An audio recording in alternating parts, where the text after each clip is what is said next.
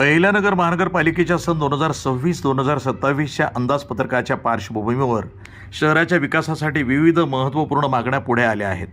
भारतीय जनता पक्षाचे पदाधिकारी निखिल बाबासाहेब वारे यांनी स्थायी समितीकडे विविध लोकहिताच्या उपक्रमासाठी निधीची तरतूद करण्याची मागणी केली आहे. यामध्ये सर्वप्रथम अहिल्यानगर शहरातील पत्रकार चौक इथं अहिल्यादेवी होळकर यांचा भव्य पूर्णाकृती पुतळा उभारण्याचा प्रस्ताव यामध्ये मांडण्यात आला आहे. तसंच या ठिकाणी सांस्कृतिक महोत्सव आयोजित करण्याचाही प्रस्ताव देण्यात आला आहे.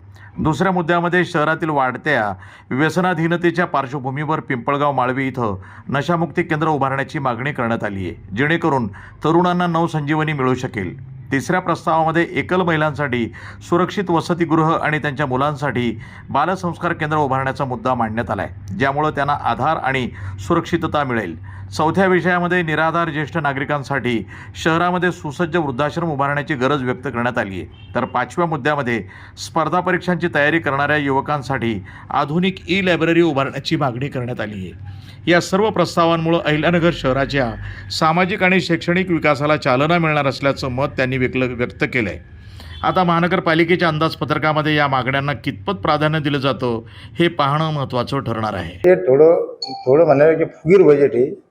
महापालिकेचा इन्कमच्या हिशोबाने आणि शासनाचा आणि केंद्र शासनाचा निधी पकडून हे 1700 करोड 10 लाखाचं बजेट जे स्थायी समितीला सादर केलं हे फुगीर बजेट आहे. की त्यांचे पैसे येणार कधी? आज आपलं इन्कम सोर्स काय आहे? काही नाही. आपले पैशाचे काय घरपट्टी, पाणीपट्टी किंवा जे भाडेपट्टीचे गाळ्याचे वगैरे येत असतील त्याच्यामध्ये आपली साधारण पगारच भागत नाहीत. पेन्शनधारी आहे जे आपलं जाकाताच्या मोबदले जे GSTचे पैसे येते त्याच्यामध्ये जे पगार नेत होते विकास कामाला कुठं निधी शिल्लक राहिलेला मला तरी वाटत नाही. हे जे आता आपल्याला समजा एक सार आहे, पालकमंत्री आपले आहेत नामदार साहेब विखे पाटील, सुजय दादा आहेत, शहराचे आमदार आहेत, यांच्या माध्यमातून फंडिंग आणून एक मोठं पॅकेज आणायला लागेल. त्याशिवाय ह्या गाड्या सुरळीत चालून असं मला काही वाटत नाही. महापालिकेचं कसं इन्कम सोर्स नाही आहे आणि उत्पन्नाचं कोणतं साधन नाही आहे. महापालिकेकडं उत्पन्नाचं साधन नसल्या कारणाने आणि खर्च जास्त आहे.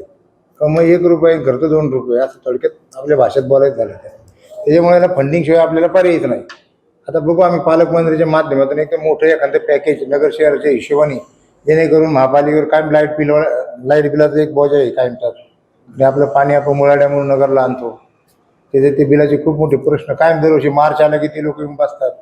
ते बिल भरायला सुद्धा आपल्याकडे पैसे नाही.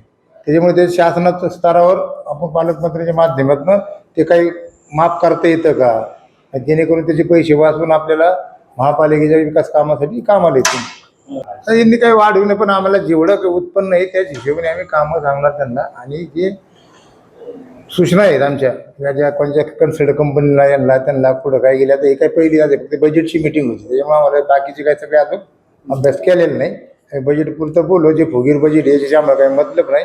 जे आपलं इन्कम आहे त्याच्यामधून कोणते विकास काम होतील याच्यावरच आमचं भर राहिलेलं आहे. आमच्याकडे मी अशा खूप तक्रारी आल्या जी कन्सल्ट कंपनी नगरमध्ये काम करून गेली मी सर्वे केला त्या लोकांनी थोडं काहीतरी चुकीचा सर्वे केला हे नागरिकांच्या म्हणण्यातून येत आहे. कारण समजा तुम्ही दोघं भाऊ आहे तुमची प्रॉपर्टी 1000 स्क्वेअर फुटाची दोघांची सारखी आहे. एखाद्याने थोडी चिरीमिरी केली म्हणून त्याला आलं 30,000 आणि ज्यांनी नाही केली त्याला आलं 70,000. या अशा पद्धतीचा जरा गोंधळ झालेला आहे.